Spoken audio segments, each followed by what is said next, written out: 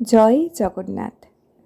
আচ্ছা, আপনারা কি জানেন জগন্নাথ দেব 56 ভোগ খাওয়ার পরেও শুধুমাত্র তার ভক্তের হাতে একটা মাত্র খিচুড়ি ভোগ খেতে পাবে না বলে কাঁদতে শুরু করেছিলেন?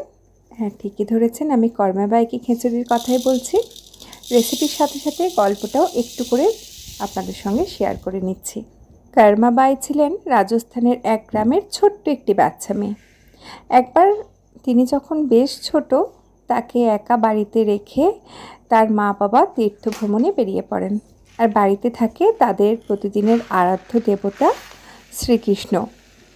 তীর্থ ভ্রমণে যাওয়ার আগে কর্মাবাইয়ের বাবা তাকে বলেন যে প্রতিদিন তুমি কৃষ্ণকে ভোগ দিয়ে তারপর খাবে।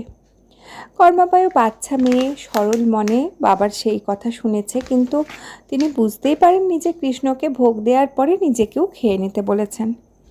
তো তার পরের দিন তিনি উঠে ভাবছেন, মানে বাবা তো তীর্থভ্রমণে চলে গেছে, যে ভগবানকে তো ভোগ দিতে বলেছে, আমি কি দেব। তো তখন তার মনে পড়েছে রাত্রেবেলা নিজে খাবে বলে কিছুটা পরিমাণ বাজরা আর গোটা মুগ ডাল ভিজিয়ে রেখেছিল, যে সকালে খিচুড়ি করবে বলে। তো সে ভাবলো যে ওটা দিয়েই আমি খিচুড়ি বসিয়ে দিই আর ভগবানকে ওটাই আমি ভোগ দিয়ে দেবো। আমার যেমন সকালবেলা উঠেই খিদে পায়, তেমন তো ভগবানেরও সকালবেলা উঠেই খিদে পাবে। তো আমি সকালে উঠেই আগে খিচুড়িটা বসিয়ে দিই, তারপরে বাড়ির কাজ সারবো। বাচ্চা মেয়ে তো সরল মনে সেই সবই করেছে। তো তাড়াতাড়ি করে খিচুড়ি টেচুড়ি করে ভগবানের সামনে ভোগ নিবেদন করে এবারে বাড়িতে ঝাঁট পাট ওই সব কাজকর্ম করতে শুরু করেছে। আর মাঝে মাঝে এসে দেখে যাচ্ছে সিংহাসনের সামনে যেখানে ভোগ দিয়েছে, যে ভগবান ভোগ খেয়েছে নাকি। তো একবার করে এসে দেখছে না, ভোগের থালা তো যেমন তেমনই আছে। তো বাচ্চা মেয়ে ভাবছে নিশ্চয়ই আমার রান্নাতে কিছু গোলমাল হয়েছে। তো বলছে, আচ্ছা ভগবান, তাহলে কি ঘিটা কম হয়েছে, আমি আরেকটু ঘি দিয়ে দিই। একটু করে ঘি দিচ্ছে। আচ্ছা গুড়টা কম হয়েছে না, আমি আরেকটু গুড় দিয়ে দিই। তো গুড় দিচ্ছে। এরকম করে সকাল থেকে সন্ধ্যা হয়ে গেছে। আচ্ছা, এখানে আপনাদের সঙ্গে একটু রেসিপিটা শেয়ার করে নিই। আমি এখানে একটা বাটি সমপরিমাণ বাজরা আর গোটা মুগ ডাল সারা রাত ভিজিয়ে রেখেছিলাম। তো তারপরে ভালোভাবে ওইগুলোকে ধুয়ে একটা পাত্রের মধ্যে নিয়ে নিচ্ছি। এবার চলুন মশলাটা একটু থেতো করতে করতে বাকি গল্পটা শুনে নিই। এবারে কর্মাবাই তো তখন বাচ্চা মেয়ে, সন্ধেবেলা শ্রীকৃষ্ণের সামনে এসে পুরো চুপচাপ বসে পড়েছে। আর মাঝে মাঝে বলছে, আচ্ছা ঠাকুর, কি ঠিকঠাক হয়নি বলো তো? আমি তো এর থেকে ভালো রান্না করতে পারবো না। যখন মা বাবা ফিরে আসবে তখন ভালো ভালো ভোগ খাবে। এই কটা দিন কিন্তু এই খিচুড়ি দিয়েই তোমাকে চালিয়ে নিতে হবে। আমি এর থেকে ভালো প্রসাদ আর দিতে পারবো না। আর এবার তো আমার খিদে পাচ্ছে, তুমি তাড়াতাড়ি খেয়ে নাও, তবে তো আমি খাবো। বলে বাচ্চা মেয়ে পুরো কেঁদে ফেলেছে ভ্যাঁ করে, যা আর পাচ্ছি না, আমার ভীষণ খিদে পাচ্ছে। তখন শ্রীকৃষ্ণ তার সরল মনে যে বিশ্বাস করে তাকে ভোগ দিয়েছে একটি বাচ্চা মেয়ে, তো তাতে তিনি বিগলিত হয়ে গেছেন এবং তিনি মূর্তির ভেতর থেকে বলেন যে, কর্মাবাই, তুমি তো আমাকে ঢাকা দাওনি, মানে আমি তো সিংহাসনে আছি, আমাকে তো আড়াল করনি ভোগ দিয়ে, তাহলে আমি কি করে তোমার সামনে বসে বসে ভোগ খাবো? তো কর্মাবাই বলে, এটা তো খুব সাধারণ, শুধুমাত্র এটার জন্য তুমি নিজেও সকাল থেকে উপোস থাকলে আর আমাকেও না খাইয়ে রেখে দিলে। বলে সঙ্গে সঙ্গে তার নিজের গায়ে পরনে যেই ওড়নাটা ছিল সেটা তার কাঠের সিংহাসনের চারিদিকে পেঁচিয়ে একটা ঢাকার মতো করে দেবে। তো তারপরে দেখবে যে ভগবান সমস্ত থালা চেটে পুটে ভোগ খেয়ে নিয়েছে। তো তারপর কিছুদিন পরে তার বাবা মা ফিরে এসে যখন তার মুখ থেকে গল্প শুনবে যে প্রতিদিন সকালবেলা খিচুড়ি করে ভোগ দিয়ে দেওয়া হয় ভগবানকে, আর প্রতিদিন ভগবান চেটে পুটে থালার ভোগ খেয়ে নেন, তো তার বাবা তখন আশীর্বাদ করে তাকে বলবেন যে, আমরা যে তীর্থে তীর্থে ভগবানকে খুঁজতে গেলাম, তুমি ঘরের কাজ সারতে সারতে সেই ভগবানকেই পেয়ে গেলে, তুমিই ভগবানের ভোগ রান্না করো এরপর থেকে। তো এভাবেই চলে এবং পরবর্তীকালে বাবা মায়ের মৃত্যুর পর কর্মাবাই তীর্থভ্রমণে নিজেও বেরিয়ে পড়ে। চারিদিক তীর্থভ্রমণ করতে করতে শেষে পুরীধামে এসে স্থায়ীভাবে বসবাস শুরু করেন। পরের গল্পটা শুরু হচ্ছে পুরীধাম থেকে।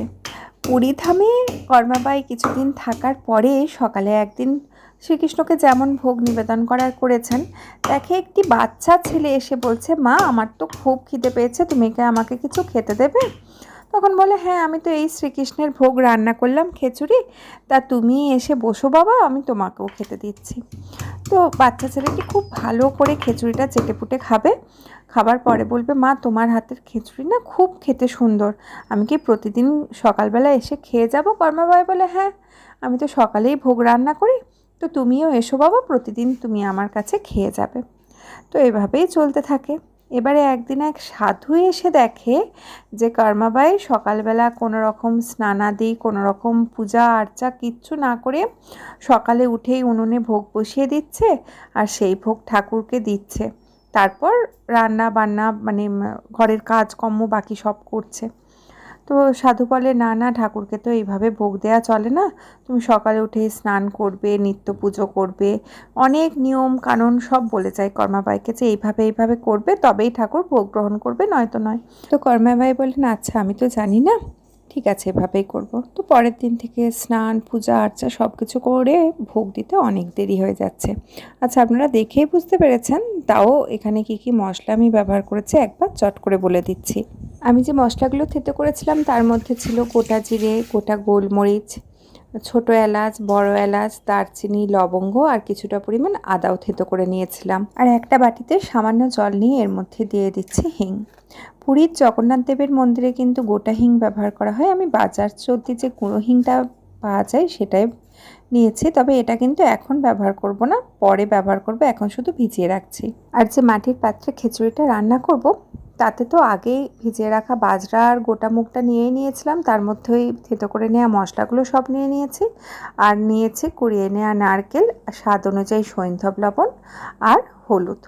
এবারে ঢাকা দিয়ে গ্যাসের ফ্লেম একদম লোয়ে রেখে রান্নাটা করতে দিতে হবে যতক্ষণ না সব কিছু ভালো মতো সেদ্ধ হয়ে যাচ্ছে। আর আপনারা তো সবাই এমনিতেই জানেন যে জগন্নাথ দেবের এই ধরনের রান্নাগুলোতে কোনো রকম খুন্তি হাতার ব্যবহার করা চলে না বা নাড়াচাড়া করা চলে না, চোখের সাহায্যে দেখেই বুঝে নিতে হবে যে এটা সেদ্ধ হয়েছে কিনা। তো যখন দেখবেন যে এগুলো ভালো মতো সেদ্ধ হয়ে গেছে, এবারে এর মধ্যে আগে যে হিংটা ভিজিয়ে রেখেছিলাম সেই হিঙের জলটা দিয়ে দেব, আর দেব গুড় আর কিছুটা পরিমাণ দেশি গাওয়া ঘি। এটা দিয়ে আরও মিডিয়াম ফ্লেমে 2-2.5 মিনিটের মতো রান্নাটা হতে দেব। তারপরে আধ ঘন্টার মতো গ্যাসের ফ্লেম বন্ধ করে ঢাকা দিয়ে রেখে দেব। এদিকে কর্মাবাইয়ের যত দেরি হচ্ছে, বালকরূপী জগন্নাথ দেব যে তার কাছে ভোগ খেতে যান তারও তো খেতে দেরি হচ্ছে।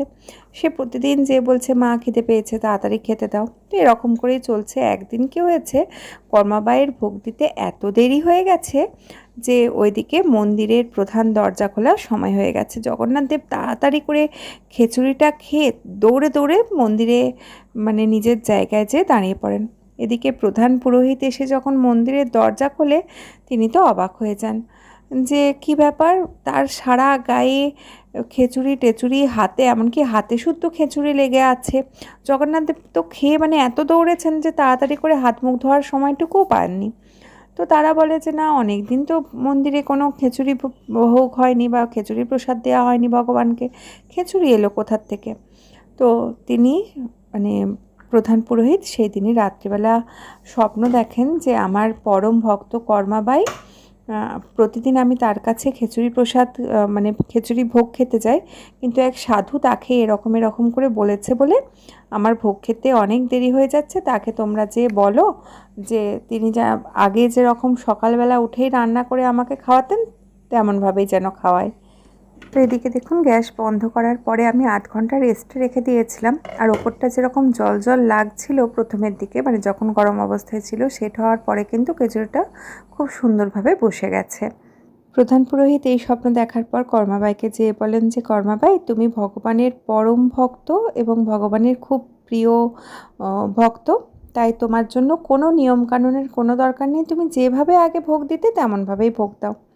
তো এইভাবেই চলছে। একদিন আবার প্রধান পুরোহিত মন্দিরের দরজা খুলে দেখেন যে ভগবান অঝরে কেঁদে যাচ্ছে। প্রধান পুরোহিত তো সেসব দেখে ভীষণ ভয় পেয়ে যান, হাত জোর করে বলেন, ভগবান আমাদের কি কিছু ভুল হয়েছে, আপনি আমাদেরকে বলুন, আপনি কেন এত কাঁদছেন। তো সেদিন রাত্রে আবার প্রধান পুরোহিত স্বপ্ন দেখেন যে আমার পরম ভক্ত কর্মাবাই, যার কাছে আমি প্রতিদিন সকালবেলা খিচুড়ি খেতে যেতাম, তিনি ইহলোক ত্যাগ করেছেন। আর সকালবেলা উঠেই তো আমার খিদে পেয়ে যায়, আর তার হাতের ওই বাজরার খিচুড়িটাই ছিল আমার সব থেকে প্রিয়। তো এত 56 ভোগের পরেও এই বাজরার খিচুড়িটাকে আমি খুব অভাব অনুভব করছি। তো প্রধান পুরোহিত বলেন যে ঠিক আছে, কাল সকালবেলা ঘুম থেকে ওঠার পরেই আপনার জন্য বাজরার খিচুড়ি রান্না করা হবে।